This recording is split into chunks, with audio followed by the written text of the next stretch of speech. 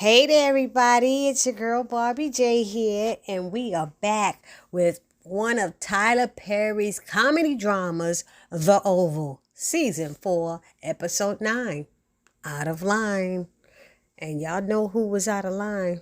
There was a couple of people out of line in this episode. But let's get started real quick. It starts with Kyle and Alan flipping over in the car. Alan gets out and won't help Kyle, who is stuck. I said, oh, Lord. And they argue, and they get on my nerves with that arguing. So Alan gets out, and it's like, what am I supposed to do? Get you out so you could kill me? So he walks away, and Kyle is like, help me. He's trying to get out. This car's about to blow up. And Kyle says, Alan has a nice ass as he walks away. I said, Lord, you stuck in a car and you looking at Alan's behind? So then Kyle gets out and runs and jumps on him, and the car blows up at the same time. And Kyle told him, he said, I'm not trying to kill you. What is wrong with you? And he's like, yes, you are. And then he pulls out a gun and shoots at him 2 times. Pop, pop. And he's like, but he didn't shoot and hit him. He shot next to him. And he said, if I wanted you dead, you'd be dead already, he keeps telling him. And then he's laughing because the car that blew up was Lily's car. So Kyle didn't care. And then Kyle said that he likes Alan. That was gutsy what he did back there, saying he's his kind of man, and asked is he sure he doesn't get down. And the sexual comments and innuendos were pissing off Alan. He was really getting pissed off. So then he asked Kyle, who killed Ellie? And of course Kyle denied knowing anything about it. So Alan is getting pissed, and he's yelling, and going off and stuff. So then he was like, come on, let's go see Donald. Let's go see it. He's like, you call him Donald? That's your boss. He's like, whatever. So Kyle starts going and lets Alan lead the way. And then he's looking at his butt, smiling and enjoying it as he walks. I said, this is ridiculous. Then we got Hunter confronting Alonzo about telling Victoria and Donald about their little trip outside of the White House. And, of course, Alonzo says he didn't tell him anything. And, of course, Hunter didn't believe him. Then Hunter said there was a police report. That's right. And then with what happened with Champagne. That's the first time we hearing her name or something that I know of after last week. And then Hunter tells, him that what Victoria's dad did to get rid of that police report, saying that Alonzo's little person in the DC police was compromised. And so then Hunter told Alonzo that he was just testing him and stuff, wanted to see if he was loyal. And he said, oh, yes, sir, I'm loyal. And he thanked him. And then he said, okay, good, because I want to go out again. It was the most fun he'd had in a while, and he wants to get some more blow from the same place as before. And Alonzo's like, okay, sir. All right, sir. Then we have Dale calling Sharon. He did say he was going to call her. And she's telling him, he said after this call, he's going to cut off his phone. And she's telling him that everything is okay and he doesn't have to worry about cutting it off. And she said because it's over, she went to see the VP. And he said, yeah, I know. But, he said, I still think he need to be safe. And he tells her what happened in the woods with Kyle coming to get Alan and taking him to see the chief of staff. And she's like, what? She couldn't believe it. So then he tells her, she's like, where are you? He said, at the pharmacy. She's telling him to go home and get some rest. And he's like, are you sure? Because remember, home to him was staying with Kareem. And he's like, she said, well, didn't he invite you over? And he's like, yeah, but that was before all of this. So while he's talking to her, Kareem is standing behind Dale listening. And she's like, let me talk to him. And he said, maybe you should call on his phone. So they hang up. She calls Kareem and tells Kareem that Dale needs some rest and to let him stay there. And Kareem is like, you calling about Dale? So he's pissed because he wants Sharon to come home with him.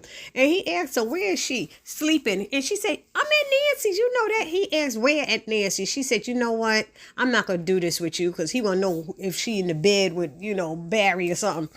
She's, I ain't doing this with you. And she damn near hangs up on him, Kareem. And then she calls Dale back, who's still standing there near Kareem. And she's telling him to go to Kareem's house. And Kareem is standing there while he's on the phone throwing stuffed animals out at him. And Dale is like, okay, I'm going to do that. So he hangs up with Sharon.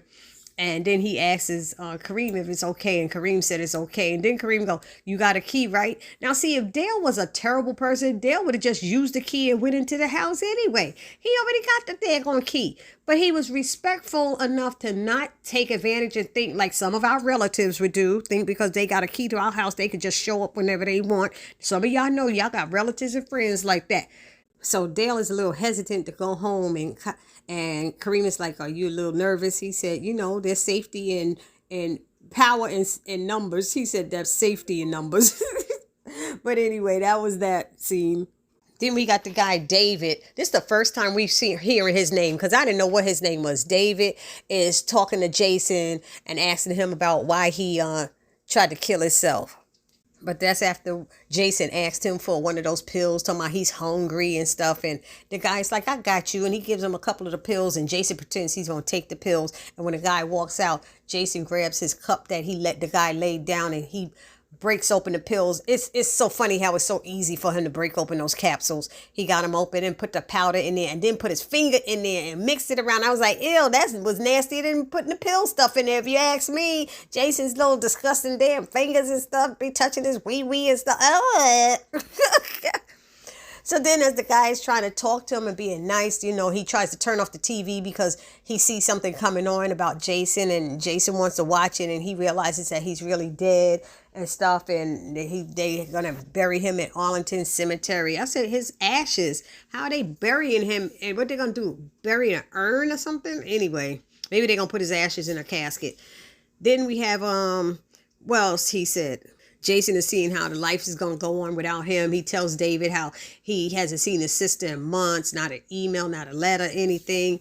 And his mother's pure evil. And he's like, really? So the guy is trying to be nice and, telling Jason not to have a pity party because he'll be very disappointed and, all this other stuff. And then Jason gonna ask the man, what time does he go to sleep? He said, "You plan on going somewhere?" He said, "Maybe."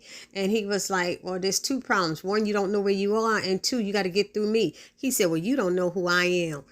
Basically saying I could do this. So then he's telling the guy, you have good food and good coffee here. That's great. Have another sip. That man should have realized something then when he said have another sip of the coffee. Anyway, then we have Kyle bringing Alan to Donald's house. Donald comes downstairs and he wants to know where Alan's been and talking about he looks like shit and all this stuff. And Kyle says he's been camping. And then Kyle tells him what he did, how he flipped the car over, grabbed the steering wheel and flipped the car over because he thinks we're trying to kill him. You're trying to kill him. He's like, "What?" And Donald's laughing and stuff. Ha, ha, ha, ha. And so Donald makes Kyle leave. Kyle wants to stay, but he tells him to leave. And he goes outside. And Donald tells Alan that he owes him a car because that was, like I said, Lily's car that he flipped over. And then he tells him that Alan is saying, "I didn't take anything. I don't know what you told me, any classified files." And Donald's like, "What are you talking about? I didn't say that." He said, "That's what he told me." And he said, "Look, you seem to be on edge and stuff. Let's just get you a drink." So Donald pours Alan a glass of bourbon, and I'm sitting there going, "I wouldn't drink that if I was you," Alan. And he doesn't want to drink it, just like me. But then Donald drinks some of it to assure him that it's not poison. And Alan said, "You tried to have me killed, and if it wasn't for Priscilla being there, that I'd be dead." And Donald's like, "No, I didn't do it." He denied having anything to do with it. Then Donald said, "You didn't know." And he goes and gives Alan that folder with the picture of Ellie in bed with Agent Grip. And then together saying that they were having an affair. And Alan, of course, can't believe it. And then they show Alan the folder, he's flipping through the pictures. He said, "Oh no, don't look through that last one." Is a picture of Grip with a hole in his head saying Grip killed himself. I said, they done shot him and took a picture of it.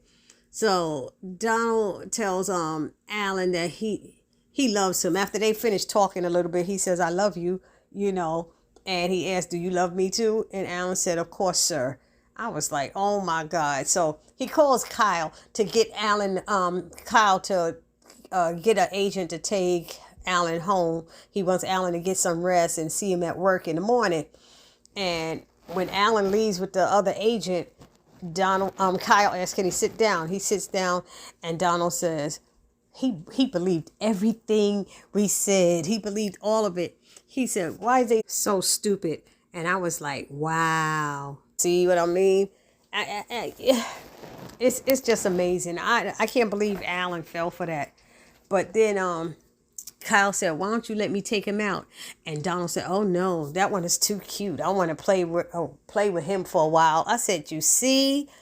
So Alan know what he was seeing, the way Donald was looking at him. He knew that he liked him, you know? And whose boss says, I love you? That was kind of weird, wasn't it? Y'all tell me down in the comment section. I felt that was weird. So then Kyle said, well, you know that I'll do it. And Donald said, I know you will. So then Kyle goes to Donald that he misses him. He said, I miss you. And then asked, do you miss me? And Donald said, I haven't decided yet. Then he asked Kyle if he missed the pharmacy guy. And Kyle was like, and didn't answer right away. He was about to, and Donald told him, be very careful how you answer that, And then Lily came downstairs and she wants Kyle to leave. So Donald tells him to go, saying happy wife, happy life. And then Kyle is like, please, would you stop her? And she's like, get out, get out. So then Kyle goes back and kisses Donald goodbye on the forehead before leaving. And Lily's like, why don't y'all just go have sex already or something? She was just so done with them. So she's in pain and wants to go to the hospital. And Donald tells her that she can't because there will be press. And she tells him, she's in pain and all this stuff. And she's telling him about the HIPAA laws. And he said, don't nobody care about no damn HIPAA law. He said, they won't want to know about some abuse and domestic violence. And they'll be asking, how did that happen? And how she got hurt and stuff. So he's like, no doctor is going to be able to see anybody. A doctor be here in the morning. That's what he said. A doctor being there in the morning. Meanwhile, Lily is drinking the bourbon that he was pouring from the bottle at this point. And he's like, oh, so you taking it to the head now. So Donald's like, you know what? Just go back upstairs. Take a pill. Do something. But go back upstairs. So she went back upstairs and his back was turned and she looked at him like real evilish. I don't know what that stare was, but that's what she did. Then we got Sharon. She asked Nancy and Richard. She comes downstairs and asked them if Barry came home. And they said no. And she and Nancy, they saying that they worried about Barry. And Richard walks away saying, that all this talk ain't helping anything. Basically, he wanting them to think positive about where Barry could be and not negative, Then Sharon is saying maybe he went back to that cult. And Nancy's like, I doubt it after what they did to him last time. And I said, you right about that, girl. So now we have Sharon. She's talking to Nancy and she's saying, well, maybe he's not, here's Sharon using this Barry as an excuse now. Maybe Barry's not coming back because I'm here. I was like, so you're going to try to use Barry as a reason to go back to Kareem's house? Come on, girl. Come on. Barry won't know if you're there until he gets there. You know what I mean? So I was like, girl, please, honey. And even Miss Nancy was saying that. She said, look, if you want to go back to Kareem's, then go ahead. And Sharon said she thinks that's best. I said, Lord, help her. Anyway, and then Miss Nancy asked, did she get any more of those phone calls or any text messages basically from the president? And she was like, nope.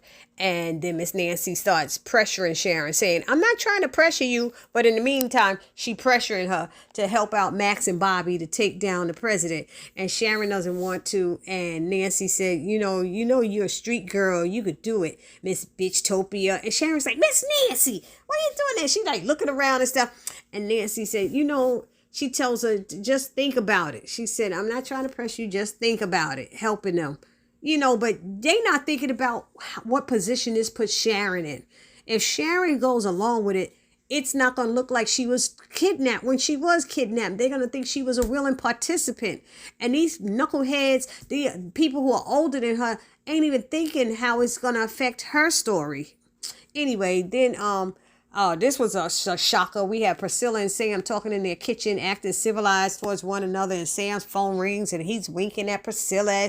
They were talking about going to work and knowing what their responsibilities and duties are, now that they got to act like nothing ever happened and stuff. And so he answers the phone and winks at Priscilla, and she kind of smiles and smirks and then turns away, while he talks to Richard about Barry. So once he hangs up and Priscilla asks, did Barry come home? And he's like, no. He said, but there's so much other stuff going on that's more important. And she was like, you right about that. He didn't basically say more important, but that's what he meant. Anyway, so Priscilla asked Sam if he was going to eat breakfast. And he's like, oh, you cooked me breakfast? And he's smiling and stuff. And she's like, I made breakfast for myself, but there was some left over. So I put it in a container so in case you want to take it with you to work. And Sam is smiling and she's smiling. And he said, you know I love you, Priscilla. And Priscilla's like, don't start that now. And then they leave together to go to work. Then we got Eli and Simone. Simone comes downstairs. She's still in her nightgown, and Eli is asking, why isn't she dressed? And Simone says she doesn't want to go. She said, I'm not going there to apologize to that evil woman. She evil, and she is a liar, and she's this and that. And Eli said, well, you know, he's asking her to please just, you don't have to say anything. Just stand with me. He's basically begging her. He begging her to go, saying he's trying to wrong her right, which was them accusing Hunter and Victoria of those things that Jason did or whatever. So she finally agrees, saying that she would do that for him, but states that if Victoria say one damn thing, she gonna let her have it. And Eli chuckles and says, if she does, I will say something. I said, what the hell does that mean? You gonna say something? What does you saying something mean? I'm like, really, Eli? You ain't gonna say jack. You gonna have Simone pissed at you and wondering what the hell is wrong with her man. Then they have Max and Bobby walking to the VP's residence because, you know, they his new detail. And he's like, okay, new day, guys. I know it's going to be hard. Y'all going to be able to keep up and do your job, you know, even if you see Kyle, you know, because Bobby said, sure, I will. Max was kind of quiet. He said, even if you see Kyle. Max is like, yes, even if I see Kyle. He's like, you sure? He's like, yeah. But then when he goes upstairs, Bobby and Max are like, this mother swinger, I know he don't think we believe this. He really think we fell for that mess. That's a bunch of crap. So they know it's some bull. And they said, we got to find out what's his deal. What's his deal? So somehow they're going to find out he messing with Victoria, I think. And I can't wait to see that episode when it comes out.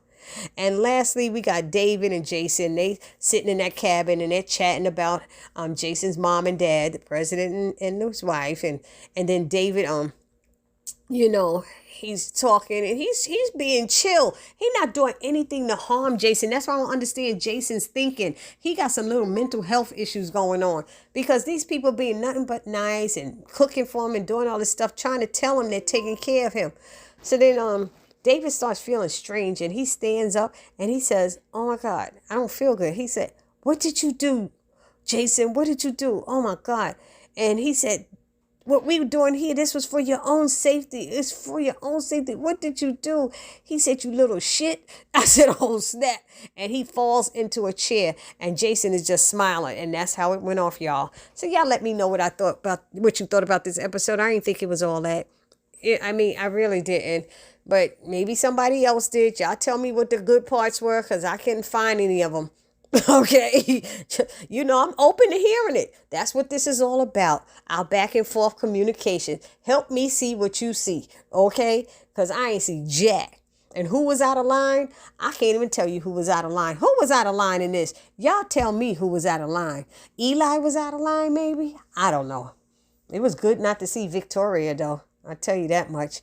Anyway, if you haven't subscribed to my channel, please take a moment now, hit the subscribe button, then hit the thumbs up button, the like button, write a comment, share my video, and I will see y'all in the next video. It's your girl, Barbie J, saying peace.